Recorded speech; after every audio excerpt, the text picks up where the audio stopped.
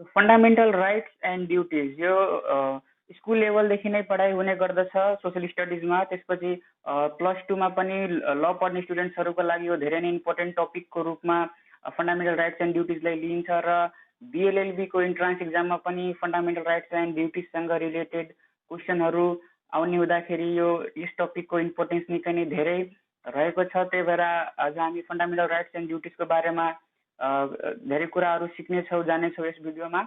So now rights भनेको के हो? सिम्पल वर्डमा भन्दाखेरि एउटा कुनै पनि कम्युनिटी अथवा कुनै पनि कन्ट्रीको हरेक सिटिजन अथवा हरेक त्यो कम्युनिटीको मेम्बरको जुन पर्सनल गुड हुन्छ, व्यक्तिगत हितको लागि एकदमै एसेन्सियल हुने फ्रिडम्सहरू जुन जति पनि हुन्छ त्यसलाई नै राइट्स भनिन्छ। र त्यसपछि ह्युमन राइट्स भन्दाखेरि ह्युमन राइट्स एक प्रकारको राइट्स हो जुन मान्छेले मान्छे भएको कारणबाट पाउने गर्दछ। र किन पाउँछ भन्दाखेरि to live as a humans, मान्छे जस्तो बाँच्नको लागि ह्युमन राइट्स आवश्यक पर्ने गर्दछ। Now fundamental rights are essential human rights. Fundamental rights भनेको यस्तो एसेन्सियल ह्युमन राइट्स हुन् जुन हरेक कन्ट्रीको हरेक सिटिजनले irrespective of any caste, race, creed, place of birth, religion और जेन्डर पाउने गर्दछ होइन। जुनसुकै कास्टको अथवा race, creed, place of birth, religion जेसुकै भए पनि यस कुनै पनि बेसिसमा डिस्क्रिमिनेट नगरिकन हरेक सिटिजनले पाउने एउटा जुन एसेन्सियल ह्युमन राइट्स हुन्छ त्यसैलाई नै फन्डामेन्टल राइट्स भनिन्छ। र फन्डामेन्टल राइट्स भनेको जुडिसियरीले हरेक कन्ट्रीको जुडिसियरी जुन हुन्छ कोर्टहरू, जस्तै कि हाम्रो कन्ट्रीमा सुप्रिम कोर्ट, हाई कोर्ट र डिस्ट्रिक्ट कोर्ट गरी तीन लेभलको कोर्टहरू छन्। र कुनै पनि किसिमले यदि फन्डामेन्टल राइट्स कुनै पनि व्यक्तिको भाइलेट भयो भने जुडिसियरीले त्यसलाई प्रोटेक्ट गर्ने काम गर्छ। र जुडिसियरी भनेको as a guardian of fundamental rights पनि जुडिसियरीलाई मानिन्छ। र त्यही भएर यो फन्डामेन्टल राइट्स भनेको रिकग्नाइज्ड बाई जुडिसियरी भनिएको हो। र हरेक कन्ट्रीको कन्स्टिट्युसनले फन्डामेन्टल राइट्सलाई ग्यारेन्टी गरेको हुन्छ।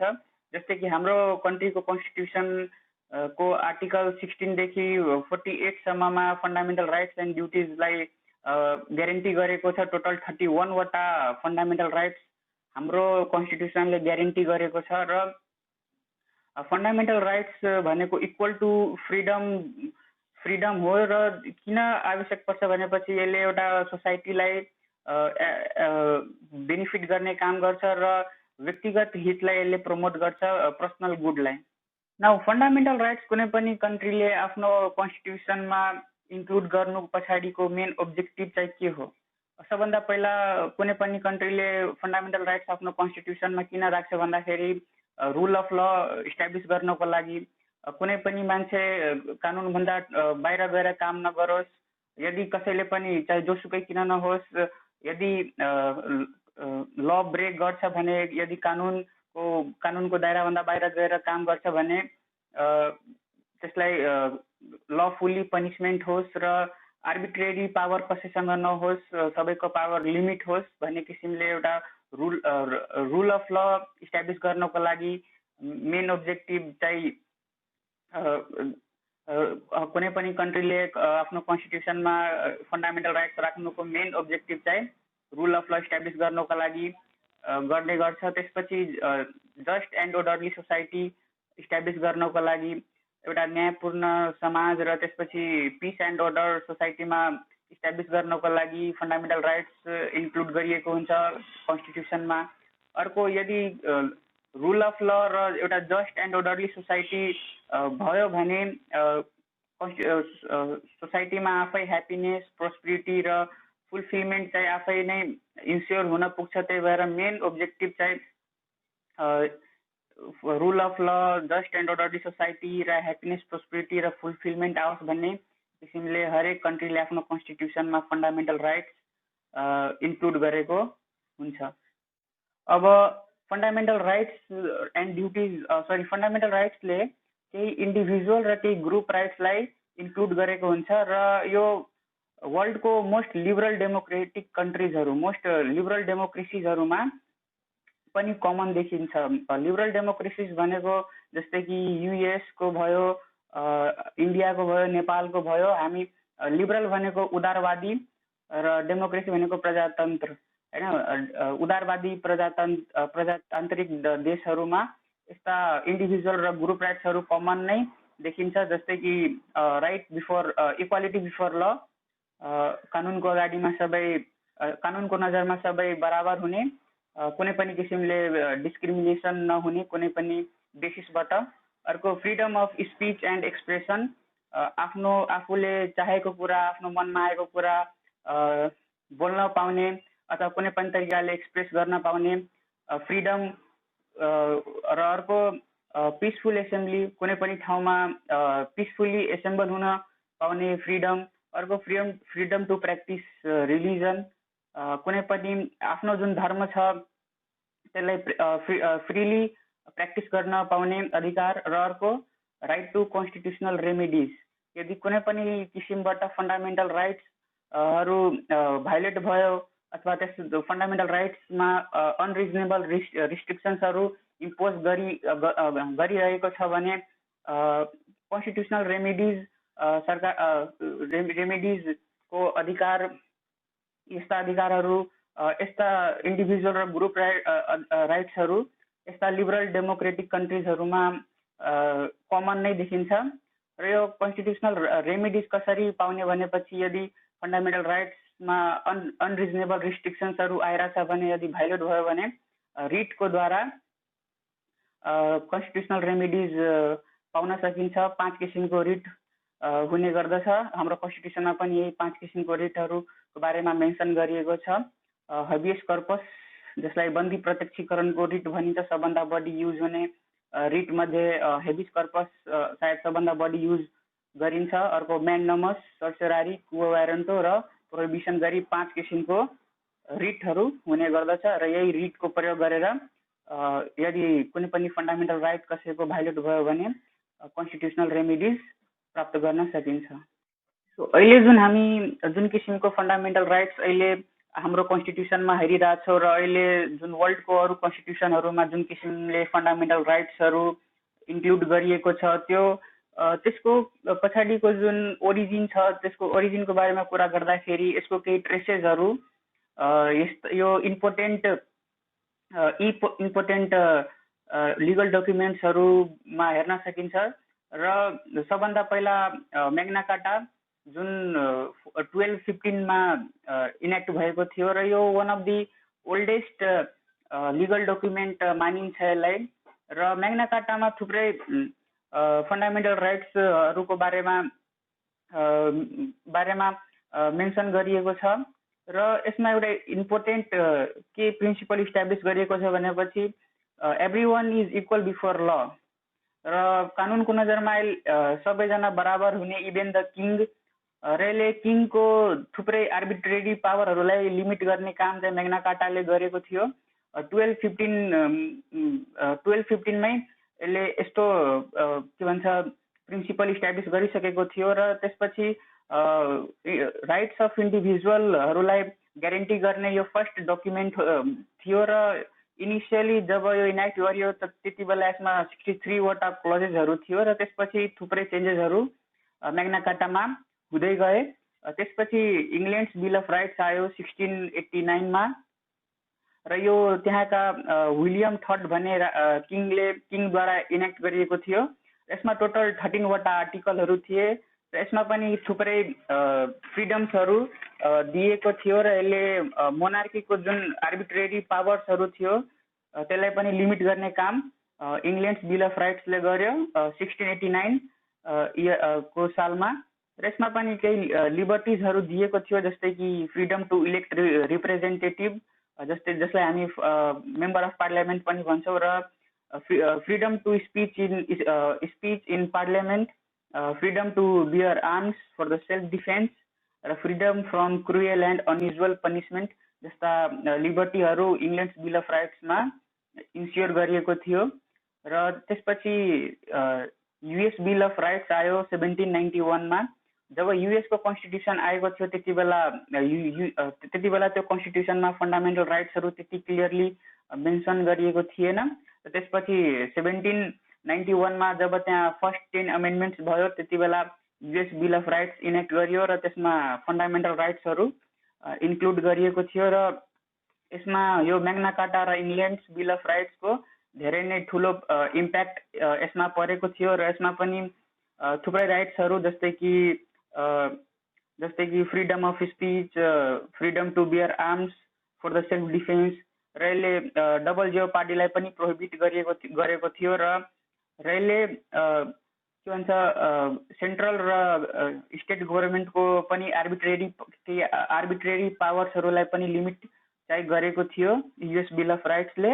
र most important US bill of राइट्समा के थियो भनेपछि right to life, liberty and property भन्ने प्रिन्सिपल पनि यसले इस्टाब्लिस गर्यो र यसमा इम्पोर्टेन्ट एउटा के थियो भनेपछि no person shall be deprived of his life, liberty and property without the due process of law भन्ने सेन्टेन्स यसमा थियो, जुन धेरै कन्ट्रीहरूले एप्लाई गरेको छ।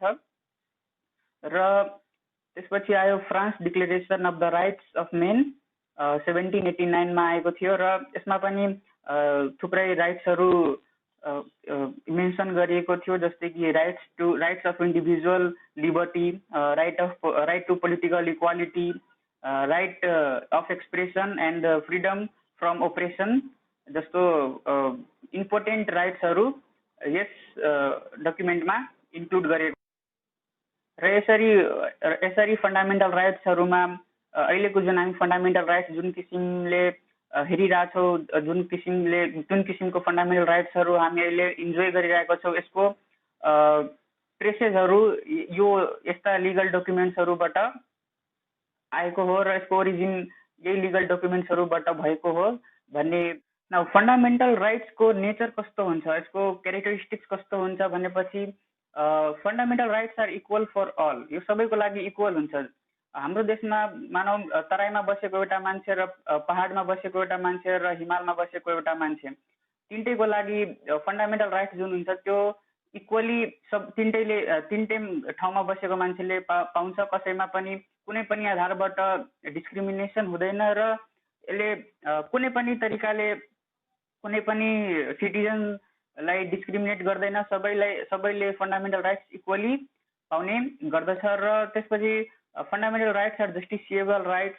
जस्टिसिएबल किन भनिएको छ भन्दाखेरि फन्डामेन्टल राइट्स यदि कुनै पनि तरिकाबाट भायोलेट भयो भने, यदि त्यसमा कुनै मान्छेले आफ्नो फन्डामेन्टल राइट्स राम्ररी इन्जोय गर्न पाइरहेको छैन अथवा त्यसमा कुनै पनि तरिकाबाट अनरिजनेबल रिस्ट्रिक्सन्सहरू इम्पोज भइरहेछ भने त्यति बेला कोर्टमा गएर त्यो आफ्नो फन्डामेन्टल राइट्सलाई इन्फोर्स गराउन सकिन्छ र कोर्टले त्यो फन्डामेन्टल राइट भायोलेट भएको खण्डमा तपाईँको फन्डामेन्टल राइट प्रोटेक्ट गर्ने काम गर्छ। त्यही भएर फन्डामेन्टल राइट्सलाई जस्टिसिएबल राइट्स पनि भनिन्छ। र अर्को, fundamental rights are not absolute, होइन, फन्डामेन्टल राइट्स भनेको एब्सोल्युट हुँदैन, यसमा रिजनेबल रिस्ट्रिक्सन्सहरू बेला बेलामा लगाउन सकिन्छ। जस्तै कि अहिले लकडाउनको बेलामा थुप्रै फन्डामेन्टल राइट्सहरू सिटिजनहरूका कटेल गरेका छन्, त्यसमा रिस्ट्रिक्सन्सहरू गभर्मेन्टले इम्पोज गरेको छ र यो भ्यालिड हुनु पर्यो, रिस्ट्रिक्सन्स इनभ्यालिड हुनु भएन। र यदि कुनै भ्यालिड रिजनको कारणबाट फन्डामेन्टल राइट्स के भन्छ रिस्ट्रिक्ट गरिँदैछ भने त्यो मान्य हुन्छ र रिजनेबल हुनु हुँदैन। त्यही भएर बेला बेलामा यसमा रिजनेबल रिस्ट्रिक्सन्सहरू इम्पोज गरिने भएको हुनाले यो एब्सोल्युट हुँदैन, नट एब्सोल्युट राइट हो यो। त्यसपछि यो fundamental rights limit the authority of the central and state government. Central government अथवा लोकल गभर्मेन्टको पनि जुन आर्बिट्रेरी पावर्सहरू छ, जुन अनलिमिटेड पावरहरू छ, त्यसलाई पनि लिमिट गर्ने काम फन्डामेन्टल राइट्सले गर्ने गर्दछ। र fundamental rights are distinguish between citizens and foreign nationals, होइन। एउटा पार्टिकुलर कन्ट्रीमा जुन फन्डामेन्टल राइट्स त्यहाँको कन्स्टिट्युसनले प्रदान गरेको छ आफ्नो सिटिजनको लागि, कुनै अर्को देशको मान्छे गएर त्यहाँ बस्यो भने त्यो मान्छेले त्यही फन्डामेन्टल राइट्स प्राप्त गर्छ भन्ने कुरा हुँदैन। त्यो कन्ट्रीको सिटिजनले पाउने फन्डामेन्टल राइट्स अर्को कन्ट्रीको सिटिजनले पाउन सक्दैन पनि, र त्यो हरेक कन्ट्रीको आफ्नो किसिमको ल हुन्छ, आफ्नो किसिमले फन्डामेन्टल राइट्सहरू इन्क्लुड गरेको हुन्छ आफ्नो कन्स्टिट्युसनमा। त्यही भएर यो डिफर पनि हुनसक्छ, डिस्टिङ्ग्विस भएको हुन्छ। त्यसपछि fundamental rights can be suspended during the emergency. इमर्जेन्सीको बेलामा केही फन्डामेन्टल राइट्सहरू के भन्छ सस्पेन्ड हुन पुग्छ आफै अटोमेटिकली।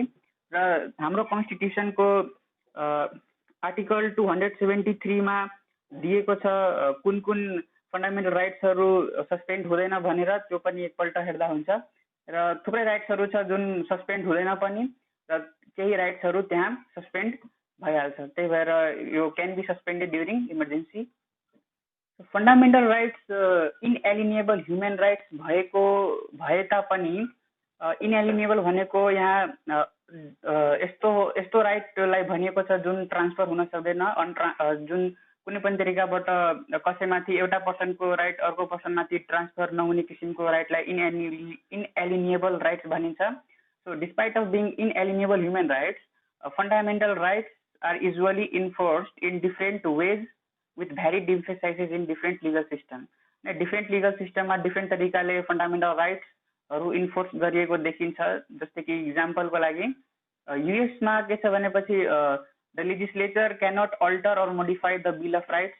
युएसएको जुन लेजिस्लेचर छ, त्यहाँको जुन पार्लियामेन्ट छ, त्यसले बिल अफ राइट्सलाई न त अल्टर गर्न सक्छ न त मोडिफाई गर्न सक्छ, होइन। त्यसपछि अर्को इक्जाम्पल इन्डियाको पार्लियामेन्टले त्यो फन्डामेन्टल राइट्स जुन त्यहाँको कन्स्टिट्युसनको पार्ट 3 दिएको छ, त्यसलाई अल्टर पनि गर्न सक्छ, मोडिफाई पनि गर्न सक्छ, तर त्यसलाई डिस्ट्रोय चाहिँ गर्न सक्दैन।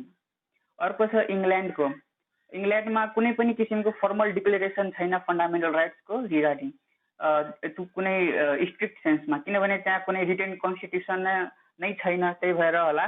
तर त्यहाँ के भन्छ, त्यहाँको कसरी अब प्रोटेक्ट गर्ने इन्डिभिजुअल लिबर्टीहरूलाई भनेपछि त्यहाँको जुन प्रोटेक्सन अफ इन्डिभिजुअल लिबर्टी छ, त्यो पब्लिक ओपिनियन, कस्टमरी प्र्याक्टिसेस र डेमोक्रेटिक कन्भेन्सनमै डिपेन्ड गरिन्छ।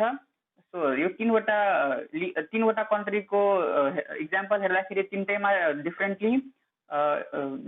तरिकाबाट फन्डामेन्टल राइट्स इन्फोर्स भएको देखिन्छ। सो त्यही भएर भनिएको छ, despite of being inalienable rights, fundamental rights are usually enforced in different ways with varied emphasis in different legal systems.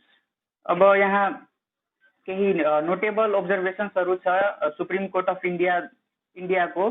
यो एकपल्ट पोज गरेर हेर्दा हुन्छ। यो किन मैले राखेको छु भनेपछि किनभने हाम्रो सोसियो इकोनोमिक कन्डिसन्सहरू र पोलिटिकल रियालिटिजहरू र हाम्रो केही सेयर्ड कन्भिक्सन्सहरू भएको हुनाले हाम्रो त्यहाँ इन्डियाको जुन लिगल सिस्टम छ, इन्डियाको जुन जुडिसियल सिस्टम छ, त्यसको डाइरेक्ट प्रभाव हाम्रो जुडिसियल सिस्टममा पनि पर्ने भएको हुनाले त्यहाँको सुप्रिम कोर्टले गरेको नोटेबल अब्जर्भेसन्सहरू नेपालको लागि पनि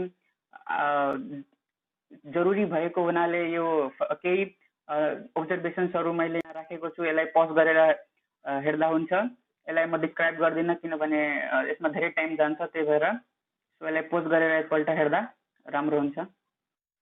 अब fundamental rights and our constitutional provisions, हाम्रो कन्स्टिट्युसनल प्रोभिजन्सहरू फन्डामेन्टल राइट्सको रिगार्डिङ के कस्ता रहेका थिए हाम्रो कन्स्टिट्युसनहरूमा।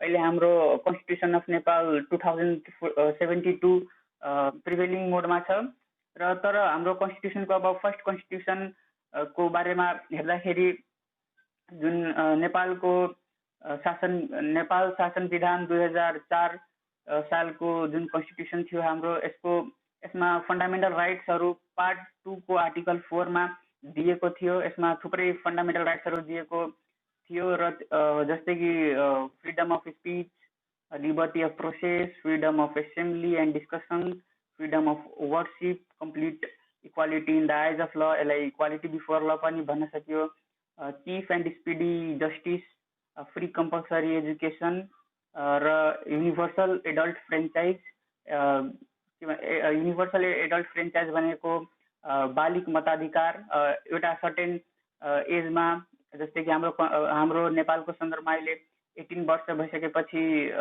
बालिक भनिन्छ।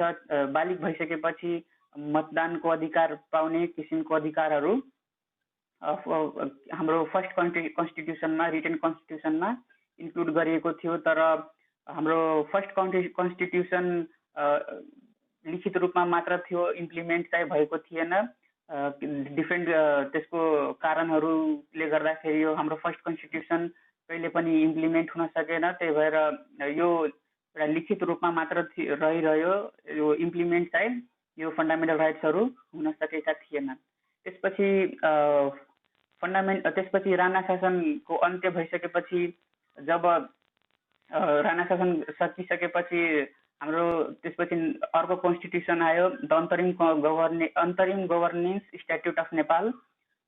त्यसमा फन्डामेन्टल राइट्स त्यति क्लियरली मेन्सन गरिएको थिएन जस्तो मलाई लाग्छ, किनभने डिपिएसपी जुन डाइरेक्टिभ प्रिन्सिपल्स अफ स्टेट पोलिसी जसलाई भन्छौँ, त्यहीसँग फन्डामेन्टल राइट्सलाई पनि त्यहीसँग मिङ्गल गरिदिएको थियो। सेपरेट एउटा पार्ट बनाएर फन्डामेन्टल राइट्सहरूलाई क्लियरली मेन्सन चाहिँ गरिएको थिएन। र यसलाई के टाइटल दिएको थियो भनेपछि पार्ट 2 लाई फन्डामेन्टल प्रिन्सिपल्स अफ ल भनेर यसको टाइटल दिएको थियो। त्यसपछि constitution of the kingdom of Nepal, Nepal अधिराज्यको संविधान आयो 2015 मा। यसको पार्ट 3 मा फन्डामेन्टल राइट्सहरू इन्क्लुड गर्यो। आर्टिकल 3 to 9 मा टोटल 7 वटा फन्डामेन्टल राइट्स यो नेपाल अधिराज्यको संविधान 2015 मा इन्क्लुड गरिएको थियो। त्यसपछि नेपालको संविधान 2019 आयो, पञ्चायत काल पनि। र यसको पार्ट 3 मा फन्डामेन्टल राइट्सहरू आर्टिकल 10 to 16 मा इन्क्लुड गरिएको थियो। टोटल 7 वटा फन्डामेन्टल राइट्सहरू यस कन्स्टिट्युसनमा इन्क्लुड भएका थिए। र यस कन्स्टिट्युसनमा के थियो भनेपछि आर्टिकल 10 to 16 मा फन्डामेन्टल राइट्स त दिएको थियो, तर साथै आर्टिकल 17 मा के हालिएको थियो भनेपछि केही रिस्ट्रिक्सन्सहरू आर्टिकल 17 मा राखिएको थियो। त्यही भएर यसमा अब के भनिन्छ भन्दाखेरि यो कन्स्टिट्युसनले सिटिजनहरूलाई एक हातबाट राइट्स त दियो, तर अर्को हातबाट त्यही फन्डामेन्टल राइट्सहरूलाई स्न्याच गरियो, खुसियो। त्यसपछि नेपाल अधिराज्यको संविधान 2047 आयो। र यसको पार्ट 3 मा फन्डामेन्टल राइट्सहरूलाई इन्क्लुड गर्यो। आर्टिकल 11 देखि 23 सम्ममा टोटल 13 वटा फन्डामेन्टल राइट्स। यसमा केही फन्डामेन्टल राइट्सहरू फर्स्ट टाइम इन्क्लुड गरिएको थियो। आई थिङ्क त्यति बेलासम्मको यो सायद मोस्ट डेमोक्रेटिक कन्स्टिट्युसन थियो 2047 सम्ममा। यसमा धेरै राइट्सहरू पनि दिएको थियो, जस्तै कि र फर्स्ट टाइम यसमा right of press and publication include गर्यो, criminal justice, preventive detention, right to information, privacy and cultural and educational राइट्सहरूलाई फर्स्ट टाइम यस कन्स्टिट्युसनले इन्क्लुड गरेको थियो। अहिले 2047 सम्मको कन्स्टिट्युसनल हिस्ट्रीमा यो पहिलो कन्स्टिट्युसन थियो जसले यो यति राइट्सहरूलाई इन्क्लुड गरेको थियो। त्यसपछि यसमा केही प्रोग्रेसहरू हुँदै गए। त्यसपछि 62-63 को जनआन्दोलनपछि नेपालको अन्तरिम संविधान आयो 2063 मा। यसको पार्ट 3 मा आर्टिकल 12 to 32 सम्ममा 21 वटा टोटल फन्डामेन्टल राइट्सहरू इन्क्लुड गरिएको थियो। यसमा 8 वटा फन्डामेन्टल राइट्सहरू फर्स्ट टाइम इन्क्लुड गरिएको थियो र यो पनि एउटा प्रोग्रेसिभ कन्स्टिट्युसन नै मान्न सकिन्छ यसलाई। र फन्डामेन्टल राइट्सहरू फर्स्ट टाइम जुन थियो त्यो अब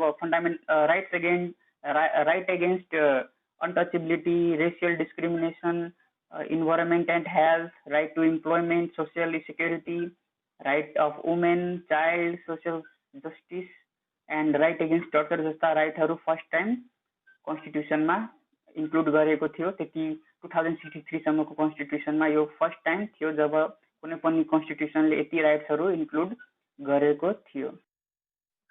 त्यसपछि आयो अहिलेको हाम्रो कन्स्टिट्युसन 2072 को।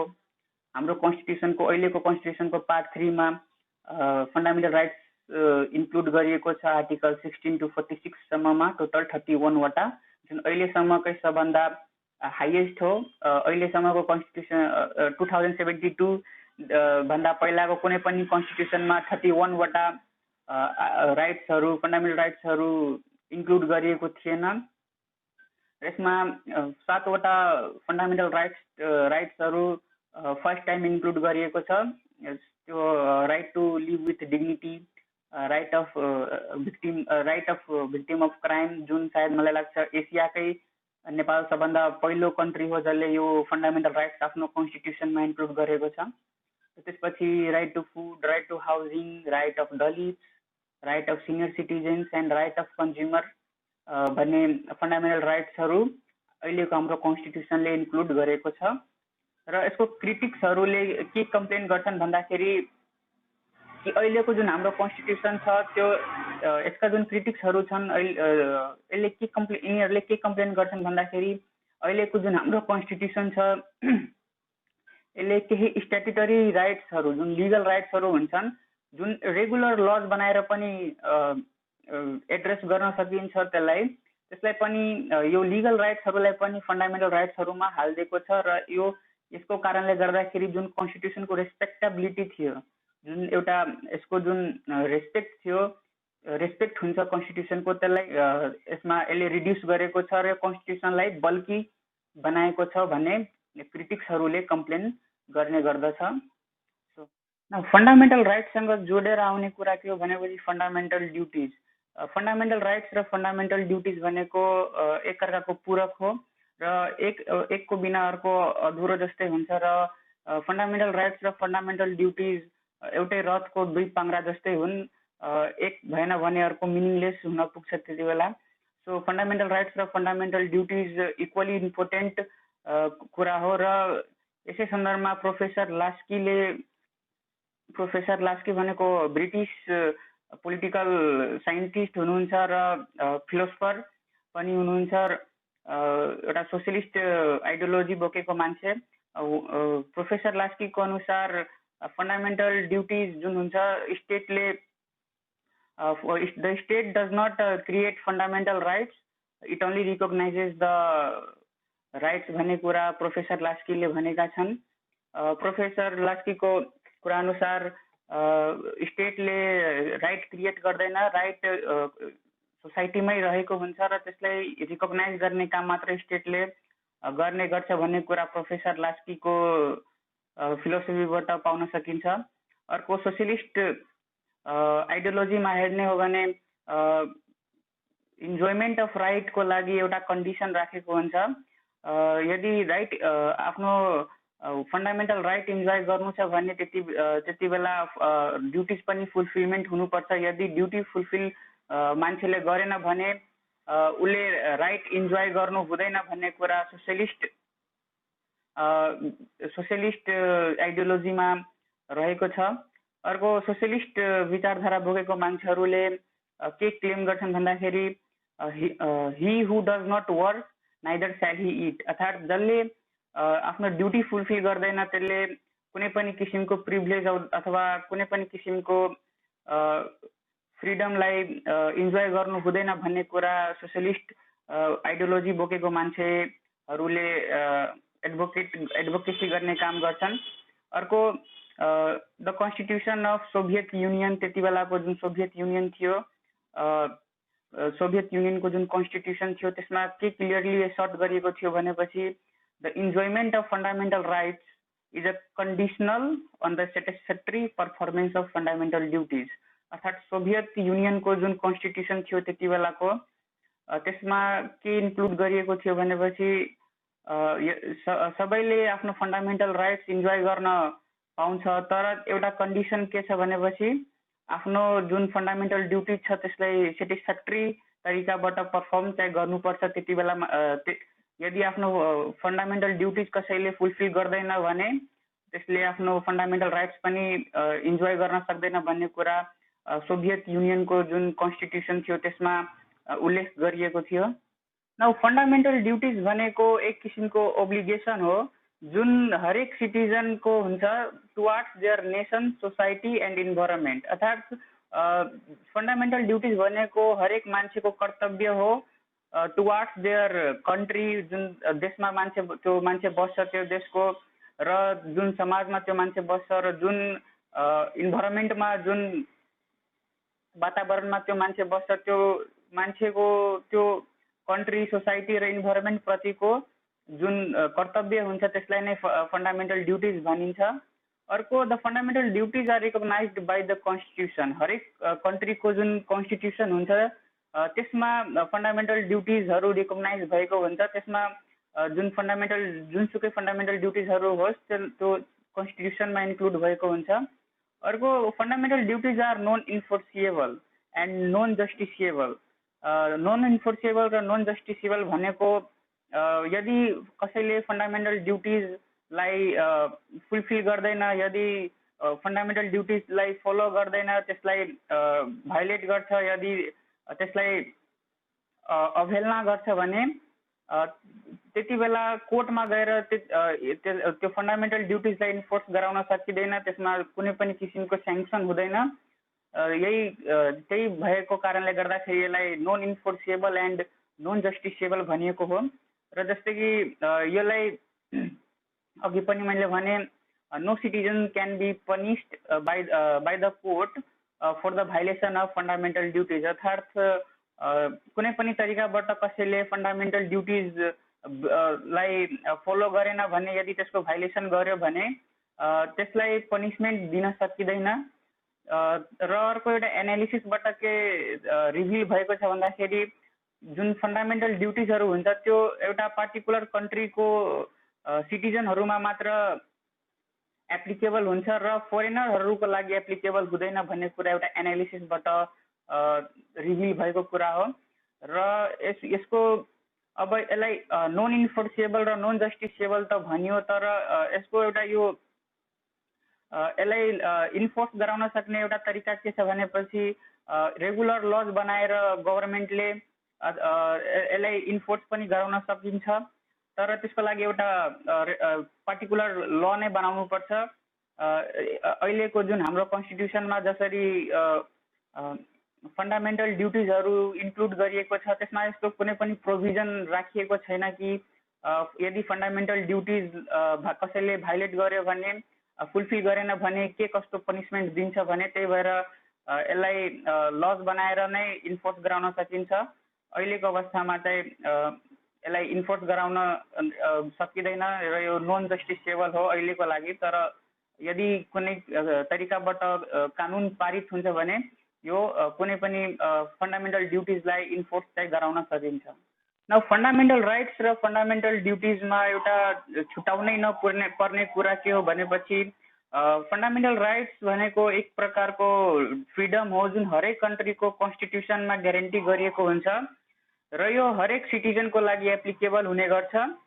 र फन्डामेन्टल राइट्स भनेको ब्याक्ड बाई लिगल स्याङ्सन हुन्छ। यदि कुनै पनि तरिकाले फन्डामेन्टल राइट्स भाइलेट भयो भने त्यसलाई इन्फोर्स चाहिँ गराउन सकिन्छ कोर्टमा गएर। तर अब फन्डामेन्टल ड्युटिज भनेको एक प्रकारको बेसिक ड्युटी हो। भन्नलाई फन्डामेन्टल राइट्सलाई पनि कुनै कुनै कन्ट्रीमा बेसिक राइट भनिन्छ, तर हाम्रो कन्स्टिट्युसनमा फन्डामेन्टल राइट्स भनेर नै टाइटल गरिएको छ, त्यही भएर हामीले यसलाई फन्डामेन्टल राइट्स भनेका हौ। तर कुनै कुनै कन्ट्रिजमा यसलाई बेसिक राइट पनि भनिन्छ। त्यसै गरी फन्डामेन्टल ड्युटिजलाई पनि बेसिक ड्युटी भनेर भनिन्छ र यो एक प्रकारको रेस्पोन्सिबिलिटी हो जुन हरेक सिटिजनलाई दिने गरिन्छ त्यो एउटा पार्टिकुलर कन्ट्रीको। सो यति कुरा चाहिँ इम्पोर्टेन्ट हो, यति कुरा छुटाउनु हुँदैन। नाउ फन्डामेन्टल ड्युटिजको इम्पोर्टेन्स के हुन्, किन कुनै पनि कन्ट्रीले फन्डामेन्टल राइट्सका साथसाथै फन्डामेन्टल ड्युटिज पनि आफ्नो कन्स्टिट्युसनमा इन्क्लुड गरेको हुन्छ भन्दाखेरि यसको मेन इम्पोर्टेन्स के हो भनेपछि fundamental duties helps in the enjoyment of rights. जस्तै कि हाम्रो कन्स्टिट्युसनमा 31 वटा राइट्सहरू इन्क्लुड गरिएको छ। त्यस्तै आर्टिकल 48 मा फन्डामेन्टल ड्युटिज पनि राखिएको छ। फन्डामेन्टल ड्युटिज किन राखिएको छ भनेपछि यदि यो 31 वटा राइट्सहरू सिटिजनहरूले राम्ररी इन्जोय नै गर्न सकेन भने यो 31 वटा फन्डामेन्टल राइट्सको कुनै औचित्य नै रहँदैन। त्यही भएर त्यसमा अब केही ड्युटी इन्क्लुड गर्दाखेरि मान्छेहरूमा आफ्नो कर्तव्यको बोध हुन पुग्छ। त्यही भएर मान्छेहरूमा आफ्नो ड्युटिजको सेन्स आओस्, त्यही भएर फन्डामेन्टल ड्युटिज इन्क्लुड गरेको हुन्छ र यसले इन्जोयमेन्ट अफ राइट्समा एउटा भाइटल रोल प्ले गर्ने काम गर्छ। त्यही भएर यसको इम्पोर्टेन्स चाहिँ भन्न सकिन्छ that it helps in the enjoyment of rights भनेर। अर्को fundamental rights creates the sense of duty. जस्तै कि फन्डामेन्टल ड्युटिजले मान्छेहरूको जुन कर्तव्य हुन्छ त्यसको बोध गराउने काम चाहिँ फन्डामेन्टल ड्युटिजले गर्ने गर्छ। अर्को फन्डामेन्टल ड्युटिज क्रिएट्स द यसले देशभक्ति मान्छेहरूमा जगाउने काम चाहिँ गर्छ। जस्तै कि हाम्रो कन्स्टिट्युसनको आर्टिकल 48 को क्लज ए हेर्ने हो भने यसमा फन्डामेन्टल ड्युटिज राखिएको छ के भनेपछि to safeguard the nationality, sovereignty and integrity of Nepal while being loyal to the nation. यस्ता वर्डहरू राखेर पक्कै पनि मान्छेहरूको जुन देशभक्ति छ, नेसनलिजम छ, त्यसलाई बढाउनको लागि यस्ता फन्डामेन्टल ड्युटिज राखिएको हुन्छ र यसले देशभक्तिको भावना चाहिँ हरेकमा जगाउने काम गर्छ। यसको मेन इम्पोर्टेन्स हो। र अर्को फन्डामेन्टल ड्युटिज भन्ने कोही किसिमले गाइडिङ प्रिन्सिपल्सको काम गर्छ। मान्छेहरूलाई निर्देशन दिने काम चाहिँ फन्डामेन्टल ड्युटिजले गर्ने गर्छ। र कन्स्टिट्युसनमा रहेका जति पनि डिफिसियन्सीहरू छ, जति पनि त्रुटिहरू छ, त्यसलाई हटाउने काम चाहिँ फन्डामेन्टल ड्युटिजले गर्छ, तिनीहरूलाई एउटा आवश्यक प्रिन्सिपल्स प्रोभाइड गरेर। र अर्को fundamental duties are non controversial. र अर्को यो एजुकेटिभ सिग्निफिकेन्सको लागि इम्पोर्टेन्ट हो। त्यही भएर यति इम्पोर्टेन्स, यसको मेन इम्पोर्टेन्स चाहिँ यति हो, यति चाहिँ थाहा हुनुपर्छ फन्डामेन्टल ड्युटिजको रिगार्डिङ। नाउ फन्डामेन्टल ड्युटिजसँग रिलेटेड हाम्रो कन्स्टिट्युसनल प्रोभिजन्सहरू के कस्ता छन् त्यो हामी हेर्न गइरहेका छौँ। हाम्रो अहिलेसम्ममा 6 वटा कन्स्टिट्युसन हाम्रो चेन्ज भइसकेका छन्। अहिले हामी 7औं कन्स्टिट्युसन लाई एप्लाई गरिरहेको अवस्थामा छौँ। र सबभन्दा पहिलो कन्स्टिट्युसन 2004 मा आएको थियो। त्यसको नाम थियो the statute of government of Nepal भन्ने इङ्ग्लिसमा। र यो 2004 को जुन कन्स्टिट्युसन थियो त्यो चाहिँ रिटेन फर्ममा मात्र थियो, इम्प्लिमेन्ट चाहिँ हुन सकेको थिएन। तर पनि यसमा फन्डामेन्टल ड्युटिजलाई 72 इयर्स अगाडि नै इन्क्लुड गरिसकेको थियो र यसले किसिमको एउटा लेगेसी चाहिँ आउने कन्स्टिट्युसनहरूको लागि राखेको थियो। यसको पार्ट 2 मा फन्डामेन्टल ड्युटिजहरू इन्क्लुड गरेका थिए। र अर्को त्यसपछि राणा शासन खत्तम भइसकेपछि किङ त्रिभुवनले 2007 मा अन्तरिम governance statute of Nepal 2007 BS promulgate गरे। यसमा कुनै पनि किसिमले फन्डामेन्टल राइट्स र ड्युटिजलाई स्पष्ट रूपले एड्रेस गरेको थिएन। फन्डामेन्टल राइट्स पनि त्यति राम्ररी यसमा इन्क्लुड गरिएको थिएन। फन्डामेन्टल राइट्स र डाइरेक्टिभ प्रिन्सिपल्सलाई एउटै पार्टमा राखिदिएको थियो, यसलाई सेपरेट पार्ट पनि गरेको थिएन। त्यही भएर फन्डामेन्टल राइट्स पनि त्यति क्लियरली थिएन र फन्डामेन्टल ड्युटिज पनि त्यति स्पष्ट रूपले इन्क्लुड भएको थिएन 2007 को कन्स्टिट्युसनमा। त्यसपछि किङ महेन्द्रको टाइममा 2019 मा जुन कन्स्टिट्युसन आयो त्यसको पार्ट 3 मा फन्डामेन्टल ड्युटिज राखेको थियो। र मेन ड्युटी के थियो भनेपछि devotion and loyalty to the nation as a fundamental right, important एउटा फन्डामेन्टल राइट राखिएको थियो। र अर्को एउटा इम्पोर्टेन्ट फन्डामेन्टल राइट के राखेको थियो भनेपछि to exercise one's right with due regard of law without violating others right. अर्थात् कसैले पनि आफ्नो राइट इन्जोय गरिरहेको अवस्थामा अर्कोको राइट भायोलेट नहोस् भन्ने किसिमले हरेकको ड्युटी हुने भनेर यस कन्स्टिट्युसनमा इन्क्लुड भएको थियो। त्यसपछि 2047 र 2063 को कन्स्टिट्युसन आयो। 47 को जुन कन्स्टिट्युसन थियो नेपाल अधिराज्यको संविधान, र त्यसपछि रिपब्लिकको नेपाल जब रिपब्लिक भयो 2063 मा आयो द अन्तरिम कन्स्टिट्युसन अफ नेपाल। यो दुईटै कन्स्टिट्युसनमा large range of inter generational fundamental राइट्सहरू त इन्क्लुड गरिएको थियो, तर फन्डामेन्टल ड्युटिजको रिगार्डिङ त्यति यो कन्स्टिट्युसन प्रोग्रेसिभ थिएन। फन्डामेन्टल ड्युटिजको को सन्दर्भमा हेर्दाखेरि यो दुईटै कन्स्टिट्युसन साइलेन्ट नै देखिन्छ, त्यति प्रोग्रेसिभ चाहिँ देखिँदैन। अहिलेको जुन हाम्रो कन्स्टिट्युसन छ 2072 को, यसले फन्डामेन्ट अफ ड्युटिज अफ सिटिजनसँग रिलेटेड प्रोभिजन्सहरू पार्ट 3 मा इन्क्लुड गर्यो आर्टिकल 48 मा 4वटा क्लोजेसमा, र जुन 4वटा ओब्लिगेसन्सहरू राखिएको छ एबीसीडी गरेर आर्टिकल 48 मा पढ्न सकिन्छ, गएर नेटमा पाइन्छ यसको पीडीएफ। सो त्यहाँ पनि पढ्न सकिन्छ। 4वटा ओब्लिगेसन्सहरू राखिएको छ, र यस्ता इम्पोर्टेन्ट फन्डामेन्टल ड्युटिजहरू जुन 2019 को कन्स्टिट्युसन थियो त्यति बेलादेखि नै मिसिङ थियो, र त्यसलाई रिइन्ट्रोड्युस गराउने काम 2072 को जुन हाम्रो अहिलेको कन्स्टिट्युसन छ यसले गरेको छ। तर यसको एउटा मेन लुप होल भनेको के हो भनेपछि फन्डामेन्टल राइट ड्युटिजहरू त इन्क्लुड गरियो, तर यसमा कुनै पनि यस्तो प्रोभिजन राखिएन कि यसलाई इन्फोर्स कसरी गराउने भनेर। सो यदि कुनै पनि तरिकाले यदि फन्डामेन्टल ड्युटिजलाई कसैले फलो गरेन, फुलफिलमेन्ट गरेन भने त्यसमा स्याङ्सन हुँदैन, र कुनै पनि किसिमले त्यस्तो मान्छेलाई पनिसमेन्ट चाहिँ मिल्दैन।